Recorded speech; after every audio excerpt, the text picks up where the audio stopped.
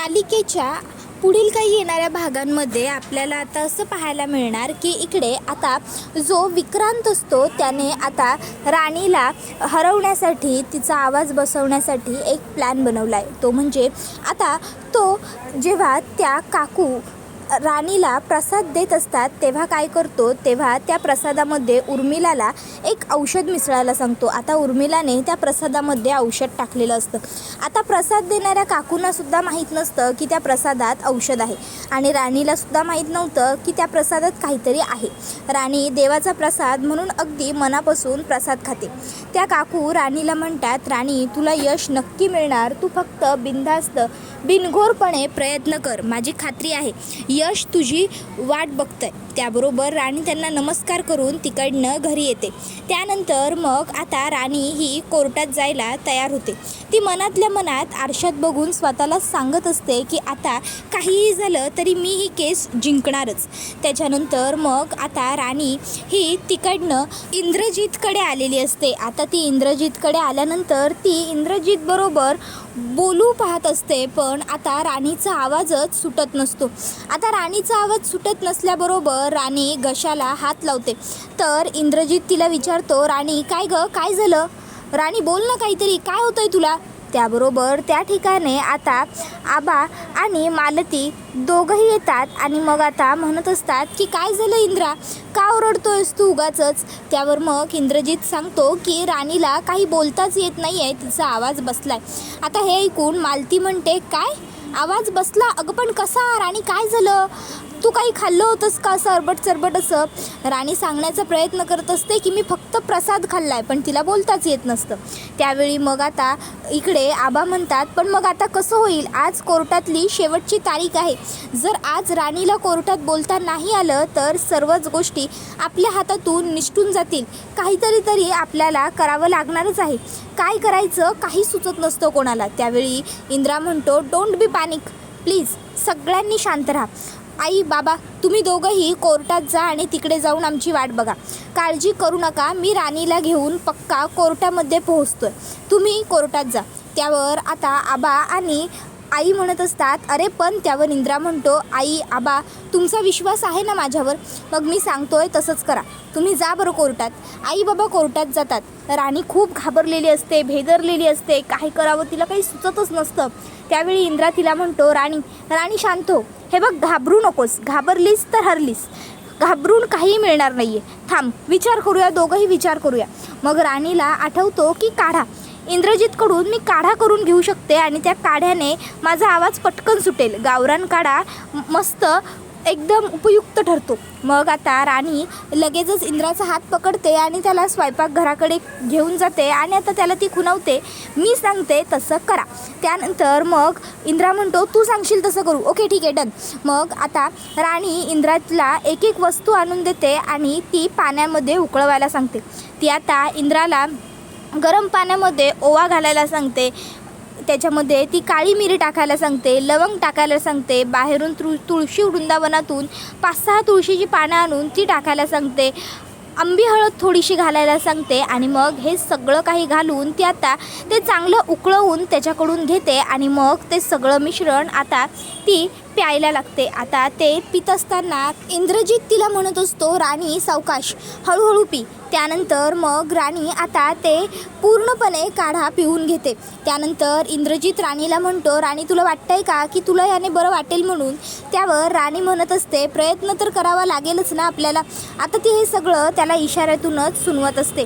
त्यानंतर मग आता लगेचच आता तो म्हणतो, बरं चल आपण एक काम करूया, आपण आता कोर्टात जायला निघूया, बघूया जर काही ह्या सगळ्याचा फायदा झाला तर बरंच होईल, नाहीतर तिकडे जाऊन आपण करू काहीतरी, चल माझ्याबरोबर. तर दुसऱ्या बाजूला इकडे विक्रांतला आणि ॲडव्होकेट कारखानीसांना तर राणी न आल्यामुळे खूप जास्त आनंद झालेला असतो. आता ॲडव्होकेट कारखानीस कोर्टात म्हणू लागतात, जज साहेब मी आता कोर्टाला अशी विनंती करतो की कोर्टाने आणखीन स्वतःचा वेळ वाया न घालवता इतरांच्याही वेळेचं महत्त्व राखून ताबडतोब निकाल जाहीर करावा. राणी महाडिक या इकडे येत नाही आहेत, कारण राणी महाडिकांना ही गोष्ट आधीपासूनच माहिती आहे की त्या इथे आल्या तरी त्याचा काहीही उपयोग होणार नाही आहे, त्या उलट त्या हरणारच आहेत. म्हणूनच राणी कारखानीस यांनी स्वतःहूनच कोर्टात न येता आपल्या हारीचा बचाव करण्याचा विचार केलेला आहे. पण कदाचित राणी यांना हे माहीत नाही आहे की जरी त्या कोर्टात आल्या नाही तरी कोर्ट निकाल हा देणारच आहे. तर मी अशी कोर्टाला विनंती करतो की कोर्टाने आता योग्य ती कारवाई झालेली असल्यामुळे जे काही साक्षी पुरावे नजरेच्या समोर आहेत ते ग्राह्य धरावे आणि ताबडतोब ह्या केसचा निकाल द्यावा. माझे अशील विक्रांत हे पूर्णतः निर्दोष आहेत. त्यांच्या नावावर केली गेलेली प्रॉपर्टी ही इंद्रजित यांनी स्वतःहून केलेली आहे. त्यामुळे आता कोर्टाने त्यांना न्याय द्यावा. त्याबरोबर आता मग जज साहेबांना सुद्धा प्रश्न पडतो की आता जे इकडे हे बोलत आहेत ते तर बरोबर आहे, मग आपण आता निकाल द्यायला हवा. मग जज साहेब एक 5 ते 10 मिनटं विचार करतात आणि मग पूर्ण विचार करून ते म्हणतात तर आता बराच वेळ राणी महाडिक यांची वाट कोर्टाने पाहिलेली आहे. पण ॲडव्होकेट राणी महाडिक ह्या अजून कोर्टात हजर झालेल्या नसल्यामुळे आता हे कोर्ट हे अंतिम निकालाच्या दिशेने कूच करत आहे. एकदा का अंतिम निकाल जाहीर झाला की त्यानंतर मग मात्र त्यामध्ये काहीही बदल होणार नाही. तर कोर्टाचा हा निकाल आहे की इतक्यात त्या ठिकाणी राणी येते. राणी म्हणते थांबा जज साहेब. त्याबरोबर जज साहेब थांबतात. सगळीच लोक राणीकडे मागे वळून पाहतात.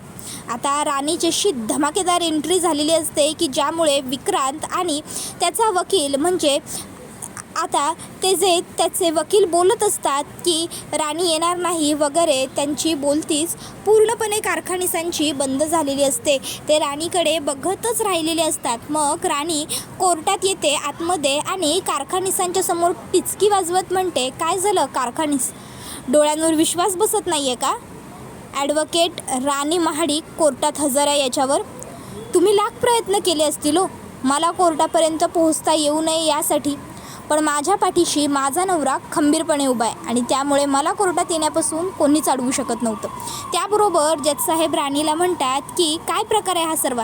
त्यावर राणी म्हणत असते की जजसाहेब माफी असावी, मी दिलगिरी व्यक्त करते की मला यायला उशीर झाला. पण काय आहे ना ॲडव्होकेट कारखानीस यांना त्यांची 100वी केस जिंकण्याची खूपच जास्त घाई झालेली आहे. त्यामुळे ते काय सत्य काय असत्य काय चूक काय बरोबर हे सुद्धा बघत नाही. चुकीच्या बाजूने सुद्धा योग्य न्याय लागावा अशी अपेक्षा ते करून बसलेत. पण जर ॲडव्होकेट कारखानीस यांना त्यांच्या करिअरचा शेवट करताना सुद्धा जिंकायचं आहे तर मग ही तर माझ्या करिअरची सुरुवात आहे. त्यामुळे हरण्याची गरज मला मुळातच वाटत नाही. तर आज कोर्टामध्ये मी हे सगळ्या साक्षी पुराव्यांनिशी सिद्ध करणार आहे की जे काही म्हणजे आरोप कोर्टामध्ये विक्रांत महाडिक यांनी केलेले आहेत की इंद्रजित महाडिक यांनी त्यांच्या नावावर प्रॉपर्टी त्यांच्या संपूर्ण सहमतीने केलेली आहे किंवा त्यांच्या वडिलांच्या सहमतीने परवानगीने केलेली आहे, हे सगळं काही खोटं आहे आणि आता हे सगळं काही मी कोर्टासमोर सिद्ध करणार आहे. त्याबरोबर मग मात्र आता इकडे विक्रांत आणि त्याचे वकील म्हणजेच कारखानीस दोघंसुद्धा पूर्णपणे घाबरून गेलेले असतात. तर आता इकडे लगेचच राणी म्हणू लागते आधीच माझ्यामुळे कोर्टाचा खूप वेळ वाया गेलेला आहे. आता कोर्टाचा अजिबात वेळ वाया न घालवता मी आता कोर्टाच्या कारवाईला सुरुवात करण्याची परवानगी मागते. त्याबरोबर मग जज साहेब हे आता तिला परवानगी आहे असं सांगतात. त्यानंतर मग आता ती लगेचच कोर्टाच्या पुढच्या कामकाजाला सुरुवात करते. त्याबरोबर आता इकडे विक्रांत हा मात्र मनात विचार हाच करत असतो की ही म्हणजे बोलते कशी, हिचा आवाज परत कसा आला. तो उर्मिलाला म्हणतो उर्मिला एक काम आयुष्यात तुला सांगितलं ते सुद्धा तुला झड जमलं नाही. बघ ती राणी कशी चुरू बोलते ते त्या नवरा बायकोंमध्ये एकी आहे ना म्हणूनच ते जिंकत येत आहेत आणि आपल्याला हरावं लागतंय. त्यावर ती म्हणते हे बघ मी औषध मिसळायचं काम केलं होतं, आता हिचा आवाज बसला नाही त्याच्यात माझा काय दोष, मी काय केलं. त्यावर तो म्हणतो तू नीट औषध मिसळलं नशील. दोघा नवरा बायको तिथेच आता हळूहळू कोर्टातच भांडायची सुरुवात करतात. त्याबरोबर हा व्हिडिओ इथेच संपतो. व्हिडिओ आवडला असेल तर व्हिडिओला लाईक करा, चॅनलवर नवीन असाल तर चॅनलला सबस्क्राईब करा आणि बेल आयकॉन आठवणीने प्रेस करा जेणेकरून तुम्हाला पुढच्या प्रत्येक व्हिडिओचं नोटिफिकेशन मिळत जाईल आणि सर्व व्हिडिओंचा आनंद हा अगदी उत्तम पद्धतीने घेता येईल.